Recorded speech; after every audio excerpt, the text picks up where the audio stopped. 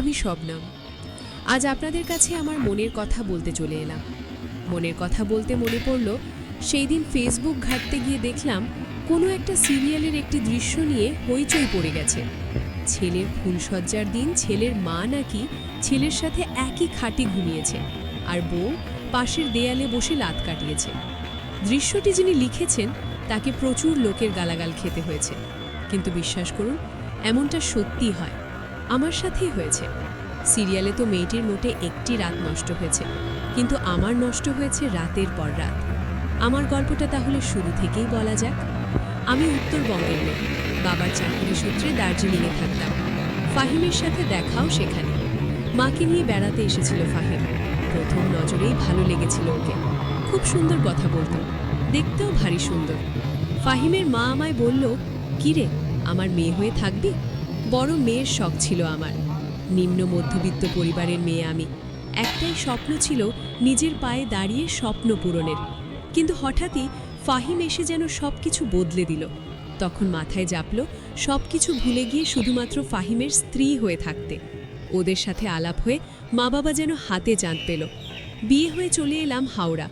বউ ভাতের দিন আমার ফুল দিয়ে সাজানো খাট দেখে একরাশ শান্তি আর স্বস্তি নিয়ে বাবা মা ফিরে গেল। ফাহিম ঘরে এলো, আর 5 মিনিটে পরে আমার শাশুড়ি মা এলেন। ঘরে ঢুকে ছেলেকে বললেন, কিরে, বউকে পেয়ে মাকে ভুলে গেলি?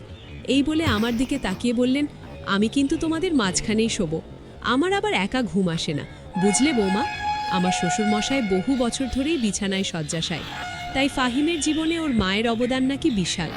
সে যাই হোক, প্রতি রাতেই এই একই দৃশ্য চলতে থাকলো। আমাদের মাঝখানে উনি ঘুমাচ্ছেন। ফাহিমকে দেখে আমার অবাক লাগতো।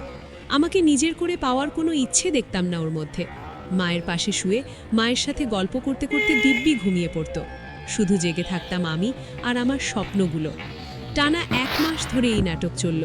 তারপর ফাহিম অনুমতি পেল বউয়ের সাথে সহবাস করার, কারণ নাতি নাতনির মুখ দেখার ব্যাপার ছিল। 1 মাস পর আমি ঘরের দরজায় ছিটকিনি দিলাম। তবে ততদিনে আমার বেশিরভাগ স্বপ্নের মৃত্যু ঘটায় নতুন করে ফাহিমকে পাওয়ার কোনো উন্মাদনা তৈরি হয়নি। যখন বুঝতে পারলাম মা হতে চলেছি, শাশুড়ির আদেশে দরজায় ছিটকিনি লাগানো নিষিদ্ধ হলো, কারণ উনি নাকি যখন তখন আমাদের ঘরে ঢুকে পড়তে পারেন। আমাদের হানিমুন থেকে শুরু করে প্রতিটি জায়গায় ছায়ার মতো তিনি আমাদের সাথে থাকেন। আমি একা বসে বালুকাবেলায় সমুদ্রের ঢেউ গুনতাম, আর মা ছেলে হোটেলে জমিয়ে আড্ডা দিত। কিছুদিন বাদে বুঝলাম অনেক মহিলার সাথেই অয়নের ওঠা বসা। অফিস পাড়ায় ওকে নিয়ে নানা জল্পনা চলত। কিছু বলতে গেলেই অশান্তি করত, এমনকি গায়েও হাত তুলত। এত দূরে বসে থাকা বাবা মাকে নিজের দুরবস্থার কথা জানাতে মন চায়নি। ফাহিম ভাবত মাঝে সাঝে স্ত্রীর শরীর নিয়ে খেলা করলেই স্বামী সোহাগ পেয়ে আমি মুখে কুলু পেটে থাকব। মেয়ে হলো আমার। ভাবলাম, যাক, কেউ তো অন্তত এলো যে শুধুমাত্র আমার হবে, আমার যন্ত্রণা বুঝবে। কিন্তু পোড়া কপাল থাকলে যা হয়। আর কিছুদিনের পর বাড়ির এক কোণে বেকার আসবাবের মতো পড়ে থাকতে থাকতে হতাশা গ্রাস করল আমায়। একটুতেই মেয়েটার উপর রেগে যেতাম। তখনও দৌড়ে গিয়ে ঠাম্মার আঁচলে মুখ লোকাতো, আর ঠাম্মা ওকে শেখাতো আমার নাকি মাথার গণ্ডগোল আছে। রাগ পড়ে গেলে যখন মেয়েটাকে কোলায় নিতে যেতাম, রিমা ভূত দেখার মতো করে পালিয়ে যেত। মেয়েটাকেও হারালাম। নার্ভের ওষুধগুলো খেয়ে বেশিরভাগ সময় বিছানায় কেটে যেত। রিমাকে কাছে টানার শক্তি হারিয়েছিলাম। হঠাৎই একদিন ওরা বলল আমায় নাকি ভূতে ধরেছে। তান্ত্রিকের কাছে নিয়ে গিয়ে ছাড়িয়ে নিয়ে এলো। সারা শরীরে সেদিন অসহ্য যন্ত্রণা। 1 গ্লাস জল চেয়েও পাইনি ওদের কাছে। পাশের ঘরে ওরা 3 জন তখন টিভি দেখতে ব্যস্ত। মেয়েটাও দয়া ময়া হতো না আমার দেখে। শরীর ভেঙে যাচ্ছিল আমার। ওষুধপথ্য কোনোটাই নিয়ম করে খেতাম না। বাঁচার ইচ্ছেটা ক্রমশ হারিয়ে যাচ্ছিল। হঠাৎই শুনলাম ফাহিম নাকি কোনো এক বিবাহিত মহিলার প্রেমে পড়েছে। একদিন ঘরে ঢুকে দেখি আমার খাটে বসে ওরা 2 জন গল্পে মত্ত।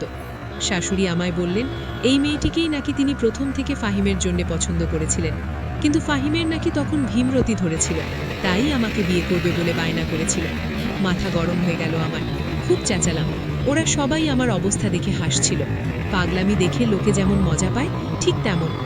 বাবা মারা যাওয়ার পর দাদার বোঝা হতে চাইনি বলে বাড়িতে কিছু জানায়নি। সেই দিন রাতে ফাহিম আমায় বলল আমাকে নাকি ডিভোর্স দিয়ে ওই মেয়েটাকে বিয়ে করবে। সেও নাকি স্বামী পুত্র ছেড়ে ওকে নিয়ে ঘর বাঁধবে। আমি বললাম, কোথাও যাব না আমি, কেনই বা যাব? সেই দিন রাতে বাড়িতে পুলিশ এলো। আমার মেয়ে নাকি অভিযোগ করেছে আমি ওর উপর মানসিক অত্যাচার করি। পুলিশের আড়ালে ওর গালটা ধরে বললাম, কেন বললি রিমা এমন মিথ্যে কথা? আমি তোর সাথে কখনো এমন করতে পারি? মেয়ে তখন ক্লাস 9, মুখ বেঁকিয়ে বলল, মিথ্যে না বললে তুমি তো বিদেই হবে না, তাই বলতে হলো।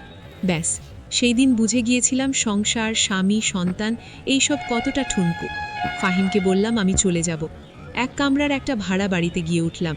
মরচে ধরে যাওয়ার শিক্ষা ঝালিয়ে নিতে উঠে পড়ে লাগলাম। দার্জিলিংয়েও আমি চাকরি করতাম। বিয়ের আগে কখনোই বেকার বসে থাকিনি। বাড়ি থেকে বইপত্র আনিয়ে চাকরির চেষ্টা শুরু করলাম।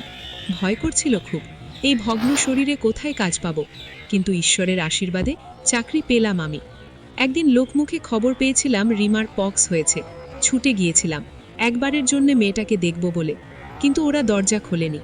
1 বছরের মাথায় হঠাৎ ফাহিমের মা মারা যায়।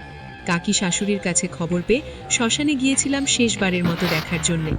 আমার মনে হয়েছিল যাওয়াটা উচিত। ফাহিম আর রিমার সামনে গিয়ে দাঁড়াতে ফাহিম বলল, ভুলেও ভেবো না মা চলে গেছে বলে তোমার পথ পরিষ্কার। মা মৃত্যুর আগে আমায় বলে গেছে তোমাকে বাড়িতে ঢুকতে না দিতে। আমি খুব শিগগির বিয়ে করছি। আমি হেসে বললাম, তোমার মনে হয় আমার এখনো সংসার করার স্বাদ আছে?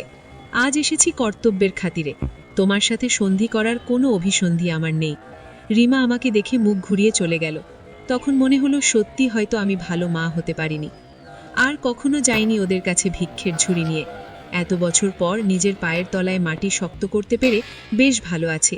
চাকরি করে যা টাকা পাই নিজের একার ভালোই চলে যায়। ফাহিম ওই মেয়েটিকেই বিয়ে করেছে। সোশ্যাল মিডিয়ায় তো আজকাল কোনো কিছুই গোপন থাকে না। রিমার সাথে ওদের প্রেমবন্দি দৃশ্যগুলো চোখে পড়ে মাঝে মধ্যে।